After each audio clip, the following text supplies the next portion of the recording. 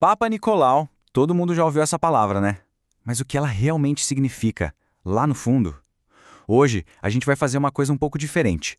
Vamos virar detetives de microscópio para decifrar a linguagem secreta das nossas células e, de uma vez por todas, entender a história que um resultado de exame realmente conta.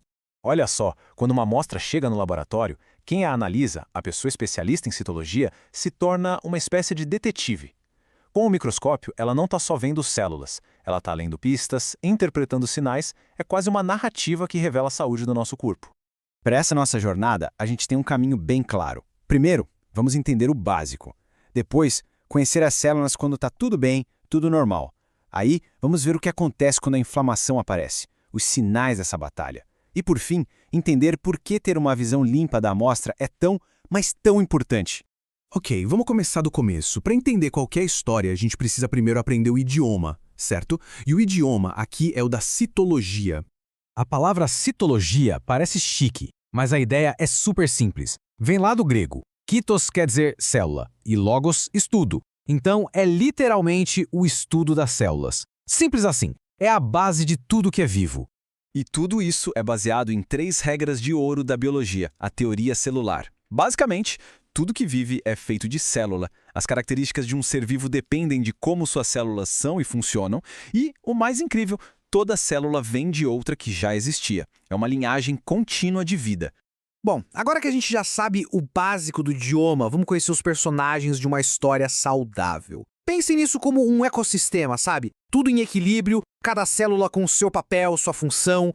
Essas aqui são as células parabasais. Dá para pensar nelas como a camada reserva do tecido, as células mais jovens, mais maturas. Elas são pequenas, redondinhas e normalmente ficam escondidas lá no fundo. Se elas aparecem, é um sinal de que as camadas de cima saíram, seja por uma atrofia ou por uma inflamação mais forte. Agora, olha que legal, essas aqui. São as células endocervicais. A função delas é produzir muco, que é super importante para a proteção. Mas o mais interessante é o visual delas. Tá vendo como elas se organizam direitinho, quase como um favo de mel ou uma cerquinha?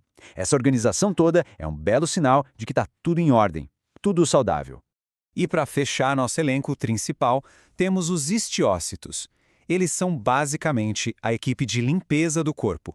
Pense neles como os faxineiros do mundo celular. Quando tem algum detrito, alguma sujeirinha, tipo depois da menstruação, são eles que chegam para comer e reciclar tudo. Esse citoplasma deles, que parece uma espuminha, é a marca registrada de quem está trabalhando na limpeza. Beleza, até agora a gente viu um ecossistema em paz. Mas, e quando esse equilíbrio é quebrado?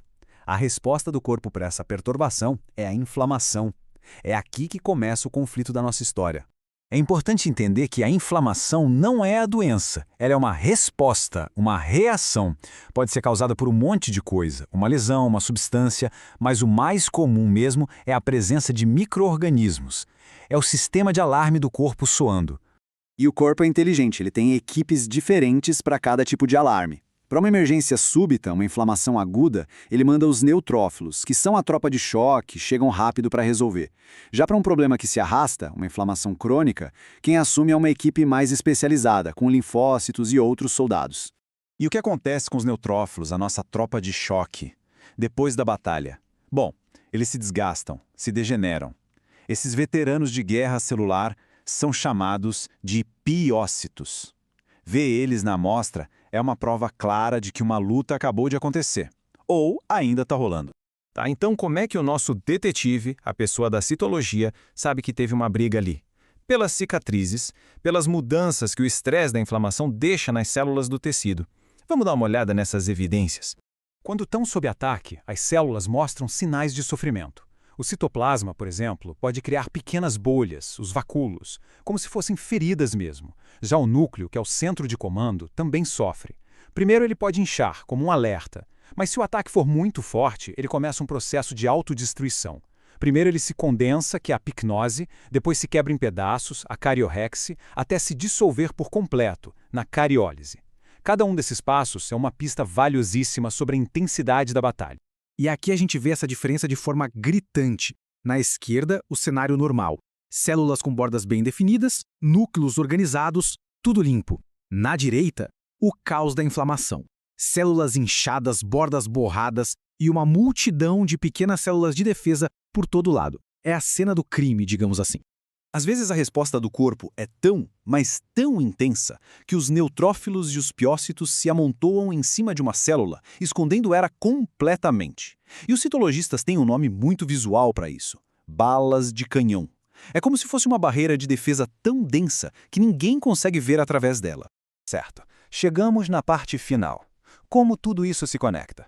Por que é tão fundamental que o nosso detetive consiga enxergar através dessa fumaça toda da batalha celular? E aqui está o ponto-chave de tudo. Se um resultado de exame vem como insatisfatório, isso não quer dizer que encontraram algo ruim. Quer dizer apenas que a inflamação era como uma neblina tão, mas tão densa, que o detetive não conseguiu enxergar as células principais com clareza.